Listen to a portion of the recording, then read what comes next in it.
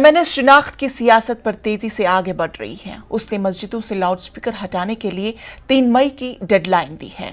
अब 3 मई को उसने पूरी रियासत में महाआरती का इनेकाद करने का फैसला किया है। एमएनएस की मीटिंग में आज ये तय किया गया कि हर मंदिर में महाआरती का एहतिमाम 3 मई को किया जाएगा। इसके साथ साथ मीटिंग में 1 मई को औरंगाबाद में पार्टी की रैली और राज ठाकरे के अयोध्या दौरे के हवाले से भी हिकमत अमली वज़े की जाएगी।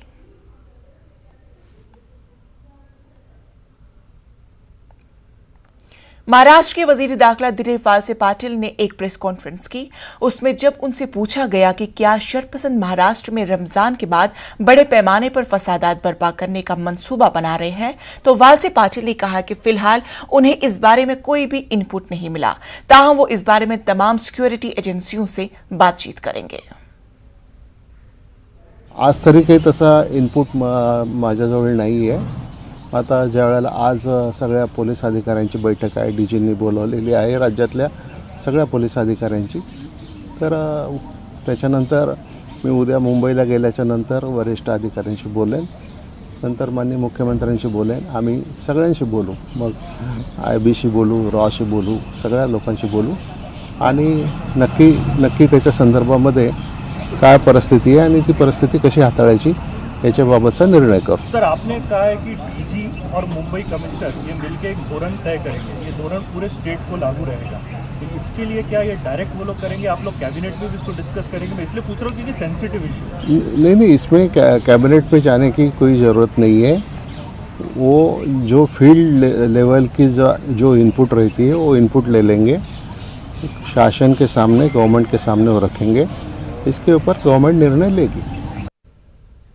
जहांगीरपुरी तशद्दुद में जहां गिरफ्तारियां जारी हैं और वहां के हालात अभी भी कशीदा लेकिन काबू में है। पुलिस के मुताबिक हनुमान जयंती पर निकाला गया तीसरा जुलूस बिना इजाजत निकाला गया था। इस जुलूस के साथ ही लोग भगवा झंडे उठाते हुए मस्जिद के पास से गुजर रहे थे और बुलंद आवाज से मजहबी नारे लगा रहे थे। जिस वक्त नारे लगा रहे थे उस वक्त मस्जिद में अजान भी हो रही थी और ये सूरत हाल 2 ग्रुपों के दरमियान तशद्दुद की वजह बनी। दिल्ली पुलिस के मुताबिक तशद्दुद मामले में दोनों तबकों के 30 लोगों को गिरफ्तार किया गया है। पुलिस के मुताबिक पुरतशद्दुद झड़पों में मुलव्वस अफराद को तबके, मसलक या मजहब की बुनियाद पर बख्शा नहीं जाएगा। कमेटी थी, पुलिस के आला दर्जे के ऑफिसर साहबान थे और माइनॉरिटी कमीशन के चेयरमैन साहब। यही मीटिंग हुई है कि सबको प्यार का, मोहब्बत सा पैगाम दो, इकट्ठे करो लोगों को, चाहे वो मस्जिद है, मंदिर है, गुरुद्वारा है। जहांगीरपुरी तशद्दुद मामले में दिल्ली पुलिस कमिश्नर के मुलाकात के बाद बीजेपी एमपी हंसराज हंस ने कहा कि मीटिंग में भाईचारे को कायम करने को लेकर बातचीत हुई है। खरगोन तशद्दुद मामले को लेकर मध्य प्रदेश के नीमच में निकाले गए जुलूस में इश्तियाल अंगेज नारे लगाए और वजीर दाखिला डॉक्टर नरोत्तम मिश्रा को आतंकवादी कहने के मामले ने तूल पकड़ लिया है। वजीर दाखिला डॉक्टर नरोत्तम मिश्रा ने इस मामले का सख्त नोटिस लेते हुए जहां पुलिस को जुलूस निकालने और नारे लगाने वालों के खिलाफ कार्रवाई की हिदायत दी, वहीं उन्होंने कहा कि मध्य प्रदेश में अमन कायम करने और कानून की बालादस्ती के निफाज को लेकर मैं किसी भी हद तक जाऊंगा और उनसे डराने वाला नहीं हूं। वजीर दाखिला डॉक्टर नरोत्तम मिश्रा ने शरपसंद अनासिर को इस तरह जवाब दिया है। अब ये हमें गोली मारने की बात करते हो या हमको आतंकवादी कहते हो, उसके लिए मैं किसी भी सीमा तक जाऊंगा। न तो ये गोली वाली बात से कोई डरने वाली बात है, न आतंकवादी कहने से डरने वाली बात है। लेकिन मध्य प्रदेश के सामाजिक सौहार्द को तो हम किसी भी कीमत पर नहीं बिगड़ने देंगे। प्रदेश में अमन रहे, शांति रहे, चैन रहे, उसके लिए किसी भी सीमा तक अगर जाना पड़ सकता है तो जाएं। ये अपनी भड़ास निकाल रहे हैं, निकालते रहें। ये शिवराज सिंह जी की सरकार है, यहाँ कानून व्यवस्था का राज होगा और लॉ एंड ऑर्डर बनाने के लिए हम सारे प्रयास करें। अलीगढ़ की मारूफ समाजी कारकुन और समाजवादी पार्टी से वाबस्ता लीडर रुबीना खानम के जरिए गुज़श्ता रोज दिए गए एक बयान पर अलीगढ़ की थाना सिविल लाइन पुलिस ने मुकदमा दर्ज कर लिया है। मुल्क में चल रहे लाउडस्पीकर से अजान और हनुमान चालीसा तनाज़े पर रुबीना खानम ने बयान जारी करके कहा कि अगर हालात न सुधरे तो वो अपनी खवातीन साथियों के समेत मंदिरों के बाहर बैठकर कुरान पढ़ेंगी। मज़कूरा बयान वायरल होने के बाद अलीगढ़ की थाना सिविल लाइन पुलिस ने उन पर जज्बात भड़काने और दूसरे मजहब के लिए गलत जबान का इस्तेमाल करने की पादाइश में मुकदमा दर्ज कर लिया है।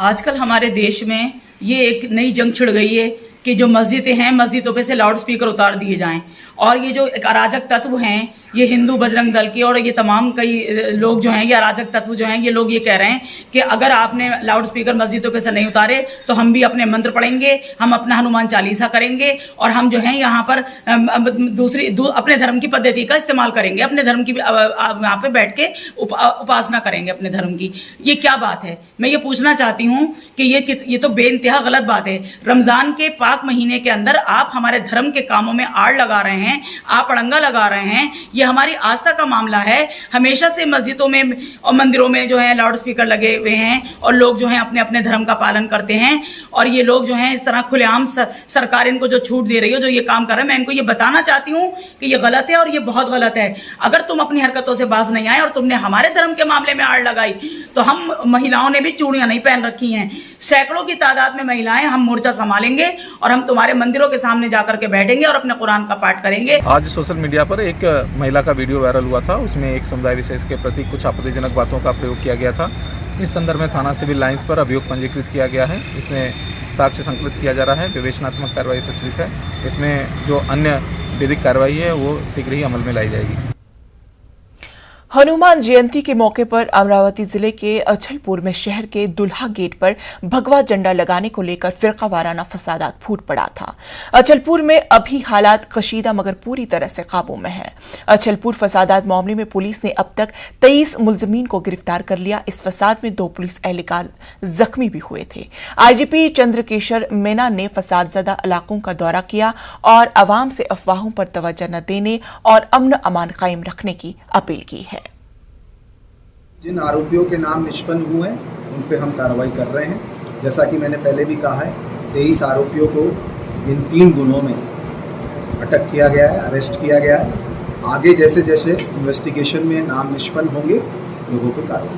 मेरा ये कहना है कि ऑलरेडी हमारी संचारबंदी लागू है धारा 144 के अंतर्गत। यदि आपने देखा होगा तो तहसीलदार अचलपुर के आदेश से 144 सीआरपीसी में सोशल मीडिया पर भी हमने पाबंदी लाई है और इस पे नज़र रखने के लिए हमारा साइबर सेल दक्ष है। पुलिस स्टेशन लेवल पर भी अलर्ट्स हैं और सभी ग्रुप एडमिन्स को हमने दिशा निर्देश दिए हैं कि ऐसी कोई सी ही इंफॉर्मेशन या फेक न्यूज़ ना चलाएं जिसके वजह से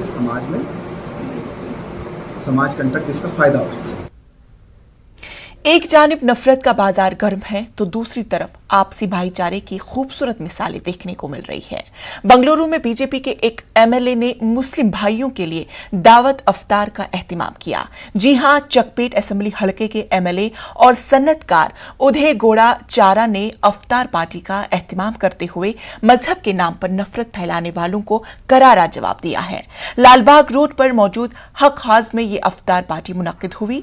सिटी जामा मस्जिद के खतीब व इमाम मौलाना मकसूद इमरान रिशादी और कई दीगर अहम शख्सियात ने हिस्सा लिया।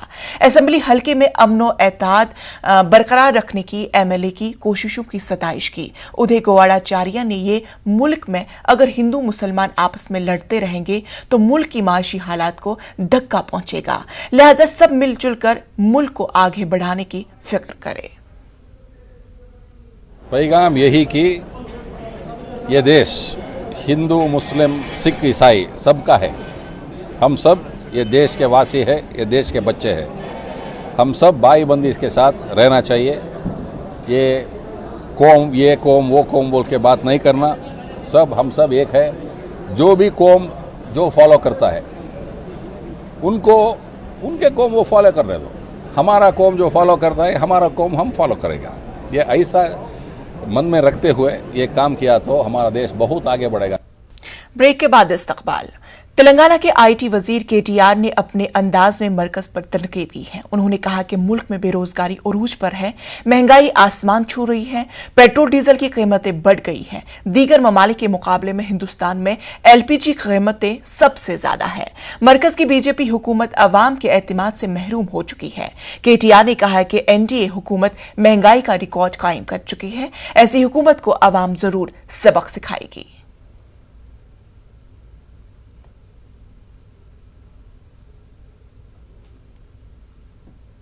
Communal violence in Delhi is disturbing.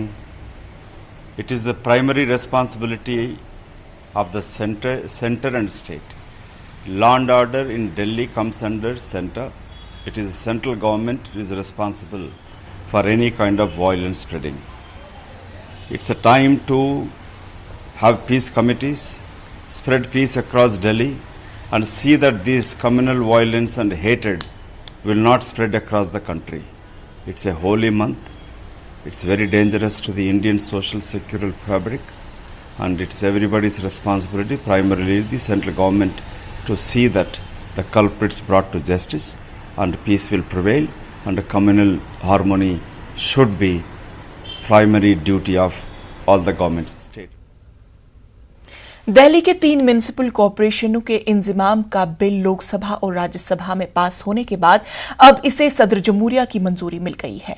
सदर जमहूरिया की मंजूरी के साथ ही दिल्ली की तीनों कॉरपोरेशनों के इंजिमाम का बिल कानून बन गया है। सदर जमहूरिया रामनाथ कोविंद ने दिल्ली के 3 म्युनिसिपल कॉरपोरेशनों के इंजिमाम के लिए दिल्ली म्युनिसिपल कॉरपोरेशन तरमीमी एक्ट 2022 को मंजूरी दे दी है और इसका नोटिफिकेशन भी जारी कर दिया गया है। वजारत कानून की सेक्रेटरी ने इस सिलसिले में एक गैजेट नोटिफिकेशन भी जारी कर दिया है।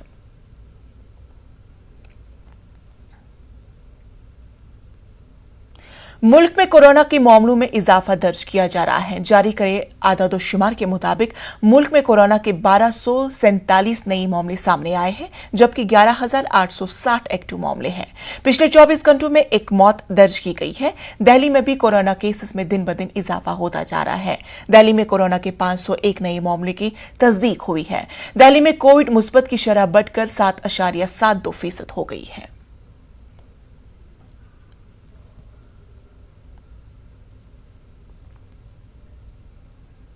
गुजरात के बनासकांठा में वजीर आजम मोदी ने खिताब किया। इस मौके पर उन्होंने कहा कि गुजरात आज कामयाबी की नई बुलंदियों पर है और हर गुजराती इस पर फख्र करता है। भाइयों और बहनों, बीते 1-2 घंटे में मैं यहां अलग अलग जगहों पर गया हूं। डेयरी सेक्टर से जुड़ी सरकारी योजनाओं की लाभार्थी पशुपालक बहनों से भी मेरी बड़ी विस्तार से बातचीत हुई है। ये जो नया संकुल बना है, पोटैटो प्रोसेसिंग प्लांट है, वहां भी विजिट करने का अवसर मुझे मिला। इस पूरे समय के दौरान जो कुछ भी मैंने देखा, जो चर्चा हुई, जो जानकारियां मुझे दी गई है, उससे मैं बहुत ही प्रभावित हूं और मैं डेयरी के सभी साथियों को और आप सबको हृदय से बहुत बहुत बधाई देता हूं। भारत में गांव की अर्थव्यवस्थाओं को, माताओं बहनों के सशक्तिकरण को कैसे बल दिया जा सकता है, कोऑपरेटिव मूवमेंट यानी सहकार कैसे आत्मनिर्भर भारत के अभियान को ताकत दे सकता है, ये सब कुछ यहां प्रत्यक्ष अनुभव किया जा सकता है। कुछ महीने पहले मुझे अपने संसदीय क्षेत्र वाराणसी में बनास काशी संकुल का शिलान्यास करने का अवसर मिला था। मैं बनास डेयरी का हृदय से आभार व्यक्त करता हूं कि काशी के मेरे क्षेत्र में आकर के भी वहां के किसानों की सेवा करने का, पशुपालकों की सेवा करने का गुजरात की धरती से बनास डेयरी ने संकल्प किया और अब मूर्त रूप दिया जा रहा है। मैं इसके लिए काशी के सांसद के नाते मैं आप सबका कर्जदार हूं, मैं आप सबका ऋणी हूं और इसलिए मैं विशेष रूप से बनास डेयरी को हृदय से धन्यवाद करता हूं। आज यहां बनास डेयरी संकुल के लोकार्पण का कार्यक्रम का हिस्सा बनकर मेरी खुशी अनेक गुना बढ़ गई है। पाकिस्तानी वजीर आजम शहबाज शरीफ काबीना की शक्ल वाज़ेह हो गई है। 37 रुकनी वफाकी काबीना ने आज हल्फ उठाया है। वफाकी काबीना में 31 वफाकी वज़रा, 3 वज़राए मुमलिकत और 3 मुशीर हैं। काबीना में मुस्लिम लीग के 14, पीपल्स पार्टी के 9, JUI के 4 और MQM के 2 अरकान शामिल हैं।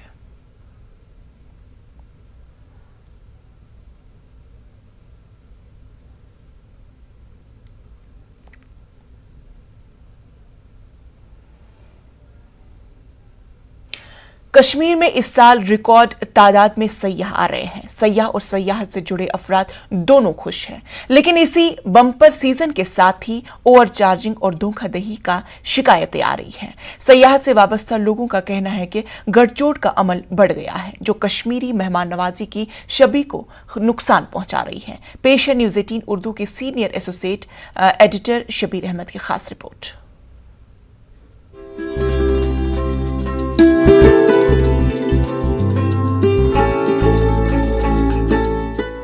मुल्क के बेशतर हिस्सों में दर्जे हरारत में इजाफे के साथ ही सयाह कश्मीर की झीलों, बागात और वादियों का रुख कर रहे हैं। सयाहों की आमद से उन लोगों के चेहरों पर मुस्कुराहट आई है जो कोविड की वजह से मुश्किलात का सामना कर रहे हैं, लेकिन ये बम्पर सीजन अपने साथ कुछ परेशानियां भी लेकर आता है। सयाहों ने टूरिज्म से वाबस्ता चंद अफराद के खिलाफ ओवर चार्जिंग और धोखाधड़ी की शिकायत की है।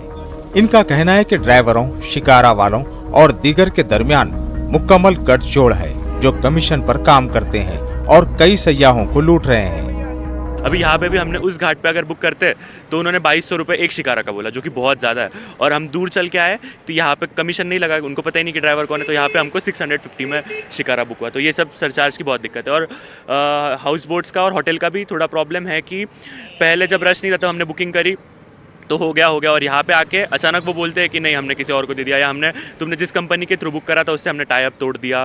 कुछ हमारे पास शिकायत आई थी, हमने उसका पूरा कॉग्निजेंस लिया और जब ये हमें लगा कि ये सही है तो हमने इमीडिएटली एक्शन लिया। आपने खुद सुना होगा कि एक केस में FIR भी हुआ है।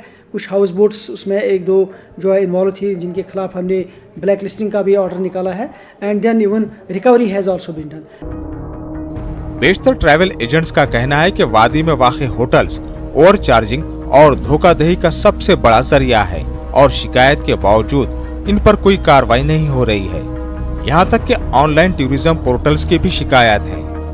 यहाँ से मैं इन होटल वालों को बाकायदा मेल सेंड करता हूँ कि मुझे आप इस साल की सीजन रेट दीजिएगा। जब हमने पैकेज उठाए और बुकिंग उन होटल्स में की, अब मुझे ये मालूम नहीं यहाँ पे क्या सिनेरियो था। तो जब मैंने फॉर एग्जांपल होटल A को फ़ोन किया कि जनाब मुझे आपके यहाँ रूम चाहिए, उसने बोला ठीक है मिलेगा। तो रेट क्या है, उन्होंने बोला जो उसने मेरे को 2500 दिया था, उसने बोला 5000। तो जब मैंने ये ऑलरेडी कोट किया, गेस्ट से एडवांस भी लिया, अब मैं उसको कैसे वापस करूं?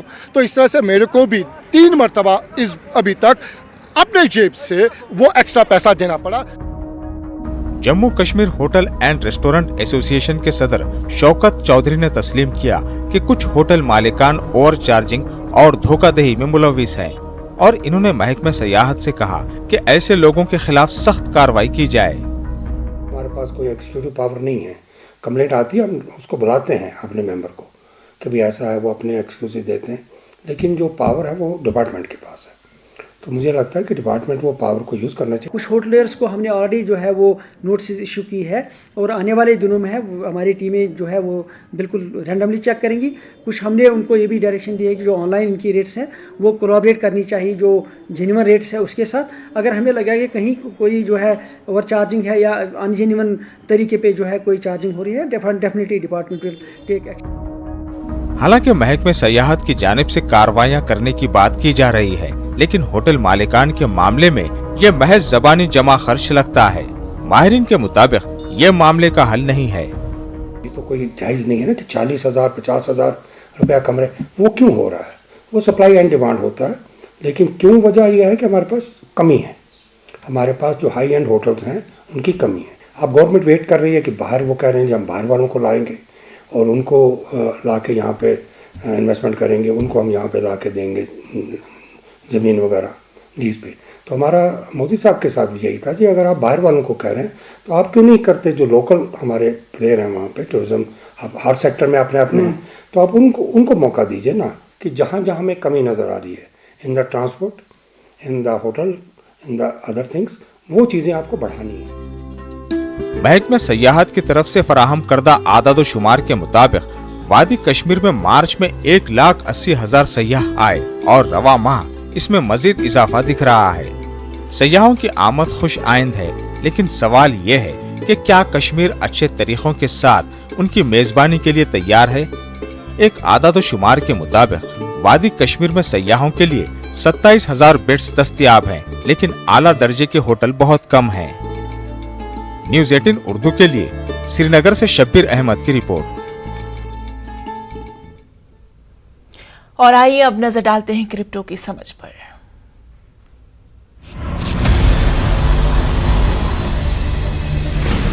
Z and news 18 network present crypto की समझ। नमस्कार, मैं हूं शुभ मिश्रा और क्रिप्टो की समझ के इस एपिसोड में आपका बहुत बहुत स्वागत है। आज हम आपको बताएंगे कि क्रिप्टो स्मार्ट कॉन्ट्रैक्ट्स क्या है। स्मार्ट कॉन्ट्रैक्ट्स दरअसल एक ब्लॉकचेन पर स्टोर्ड प्रोग्राम होते हैं जो प्री डिटरमाइंड कंडीशंस के पूरा होने पर ही आगे बढ़ते हैं। स्मार्ट कॉन्ट्रैक्ट्स का इस्तेमाल किसी एग्रीमेंट के एग्जीक्यूशन को ऑटोमेट करने के लिए किया जाता है, ताकि सभी पार्टिसिपेंट्स बिना किसी इंटरमीडियरीज के या बिना समय गंवाए उसके रिजल्ट के बारे में निश्चित हो सके। स्मार्ट कॉन्ट्रैक्ट आखिर काम कैसे करते हैं?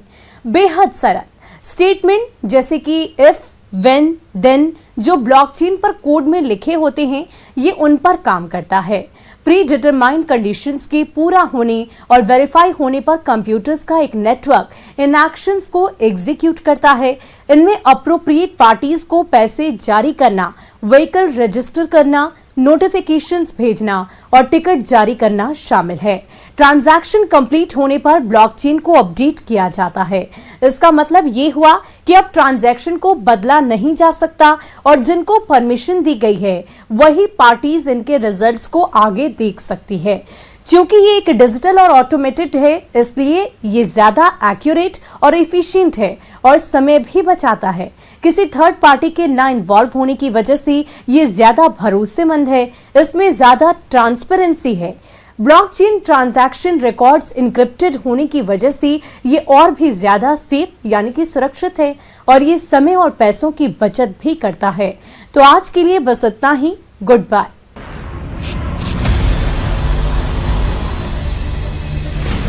Z and news 18 network present crypto की समझ।